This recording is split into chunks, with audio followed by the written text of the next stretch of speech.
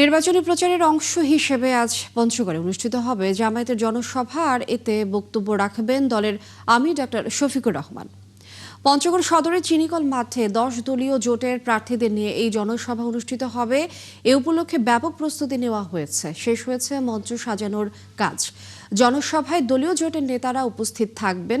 এদিকে ডাক্তার শফিকুর রহমানের সফরকে কেন্দ্র করে মিছিল ও স্লোগানে মুখরিত জেলার রাস্তাঘাট সহ জনসভার মাঠ।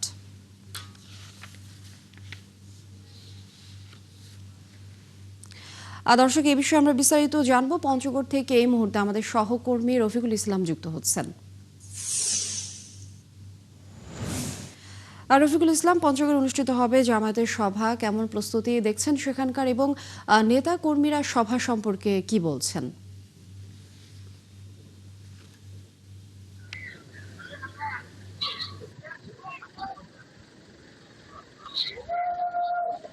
ধন্যবাদ মিয়া। আপনি প্রথমে যেটা বলছিলেন যে আসলে এখানে মূলত শুরু হবে 9টা থেকে আনুষ্ঠানিকতা, নির্বাচনী প্রচারণার যে আসলে জনসভার যে আনুষ্ঠানিকতা সেটা শুরু হবে 9টা থেকে। তবে এখানকার যে আসলে অনুষ্ঠানের যে প্রধান অতিথি ডক্টর শফিকুর রহমান, তিনি আসলে হেলিকপ্টার যোগে পঞ্চগড়ে আসে নামবেন 9টার দিকে, একটু আমরা জানতে পেরেছি, এবং 10টা হয়তো অনুষ্ঠান শুরু হবে, অল্প সময়ের মধ্যে অনুষ্ঠানটা শেষ হয়ে যাবে বলে আমরা যতটুকু জেনেছি, যেহেতু এর পরবর্তীতে আবার ঠাকুর প্রোগ্রাম রয়েছে। তবে এই অনুষ্ঠানকে ঘিরে, এই নির্বাচনী প্রচারণা জনসভাকে ঘিরে আসলে এই এলাকার মানুষের যে বিশেষ করে জামায়াত ইসলাম, ছাত্র শিবির বা অন্যান্য যারা আসলে শুভাকাঙ্ক্ষী যারা রয়েছেন, তারা আসলে দীর্ঘ অপেক্ষায় রয়েছেন যে আসলে কখন এখানকার অতিথির বক্তব্য শুনবেন এবং কি বার্তা দিয়ে দেবেন পঞ্চগড় জেলার জন্য, সেই অপেক্ষায় কিন্তু করতেছেন।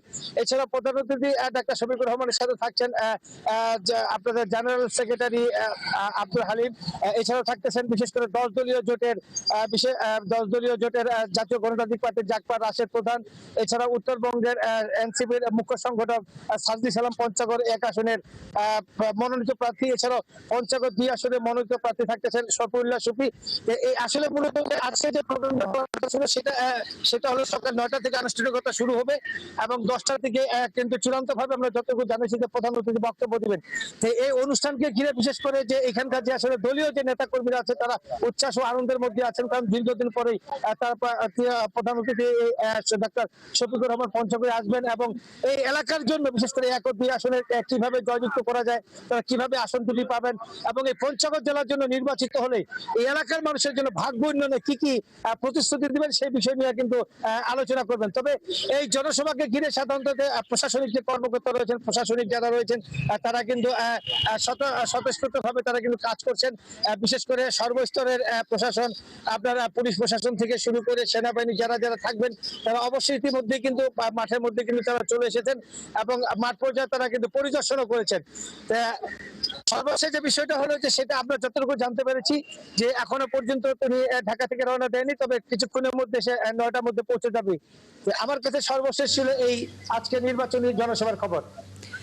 রফিকুল ইসলাম, অনেক ধন্যবাদ যুক্ত হবার জন্য। দর্শক, জামায়াতের জনসভার প্রস্তুতির খবরাখবর জানাচ্ছিলেন আমাদের সহকর্মী পঞ্চগড় থেকে রফিকুল ইসলাম।